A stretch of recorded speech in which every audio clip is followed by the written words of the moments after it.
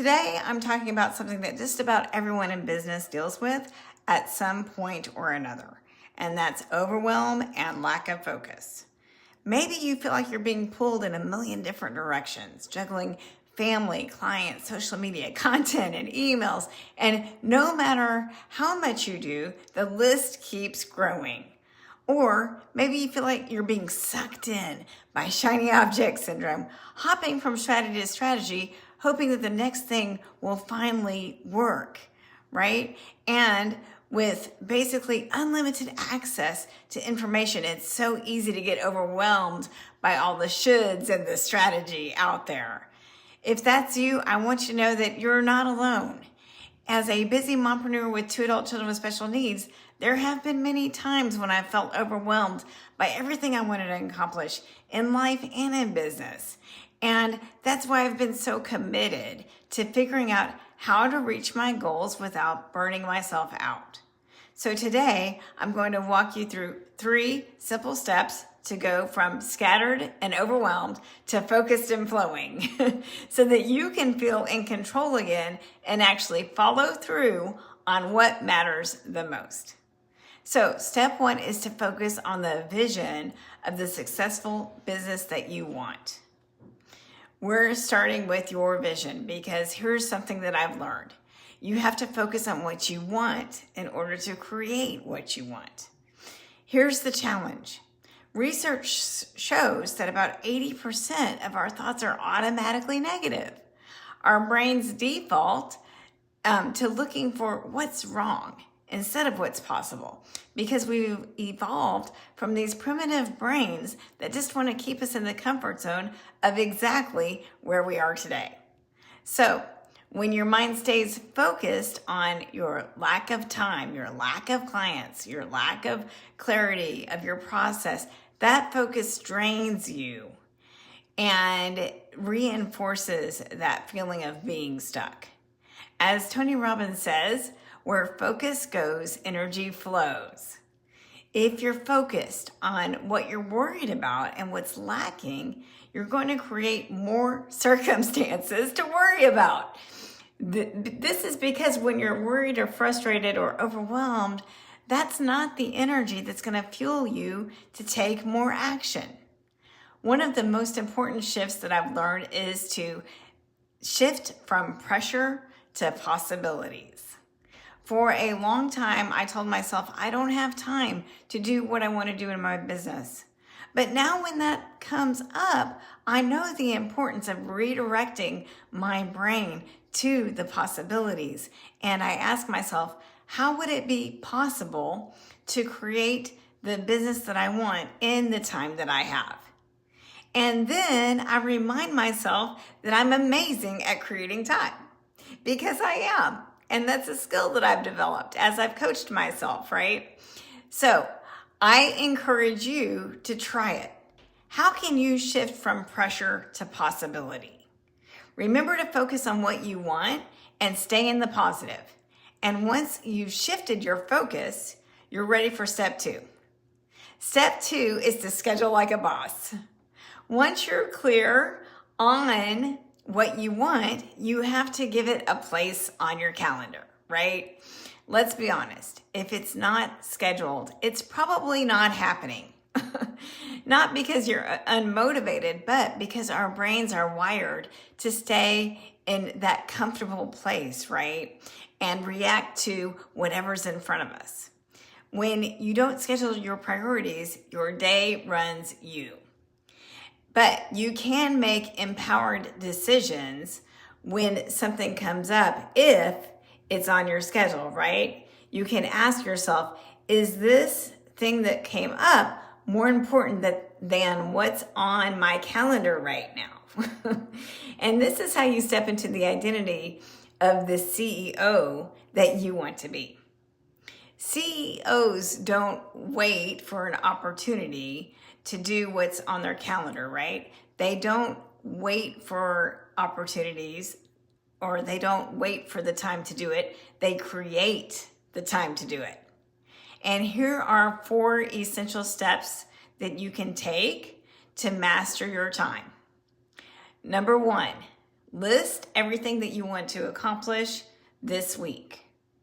Number 2, prioritize the action items on that list. Number 3, block out time for those activities on your calendar. Number 4, stick to your schedule like a boss. And yes, schedule time to do the scheduling. I spend about an hour every Sunday planning my week. That's what allows me to focus on what actually moves the needle in my business. I create time for it. And I definitely recommend scheduling time for the high impact money-making activities. Now, some of you might be wondering, but Natalie, where's the flow if everything is scheduled? And I found that flow comes from doing things in a way that aligns with your strengths. For example, years ago, I had my business coach encourage me to do weekly live streams. But speaking off the cuff is not really my strength. And I have to admit, I did get stuck in a bit of perfectionism. I would spend 5 hours writing, revising, and practically memorizing a script so that I could deliver it without looking down, and it wasn't sustainable. But recently I've discovered the Prompt Smart app, and now I get to write my script, which is my strength. And then I upload it and deliver it confidently, and I save about 4 hours a week with this process. So that time now goes to the high impact money making activities, and I have time for that as well as the content, the weekly content, right? And so ask yourself, what are my strengths? How can I deliver my unique value in a way that feels focused and flowing, and have some fun with it too?